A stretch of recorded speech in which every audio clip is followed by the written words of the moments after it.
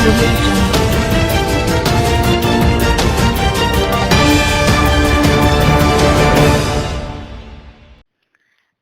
علیکم، آپ دیکھ رہے ہیں کے نیوز چینل۔ خبر شامل کرتے ہیں تاندلیاں والا سے۔ دربار بودیاں والا اکاڑا روڈ تاندلیاں والا میں سالانہ میلے کے موقع پر پاکستان طبی کانفرنس کرشی فاؤنڈیشن کے تعاون سے فری کیمپ لگایا گیا۔ مزید تفصیلات سے آگاہ کر رہے ہیں ہمارے نمائندے رضوان عاجز۔ جی رضوان۔ جی بالکل، تحصیل تاندلیاں والا کے نواح میں دربار بودیاں والا اکاڑا روڈ تاندلیاں والا میں سالانہ میلے کے موقع پر پاکستان طبی کانفرنس نے کرشی فاؤنڈیشن کے تعاون سے فری طبی کیمپ لگایا۔ اس کیمپ میں کرشی فاؤنڈیشن نے ادویات دیں جو کہ کیمپ میں آنے والے مریضوں کو بالکل مفت تقسیم کی گئی۔ یہ کیمپ صبح 10 بجے سے رات 8 بجے تک جاری رہا۔ اس کیمپ میں 500 کے قریب مریضوں کو فری ادویات دی گئیں۔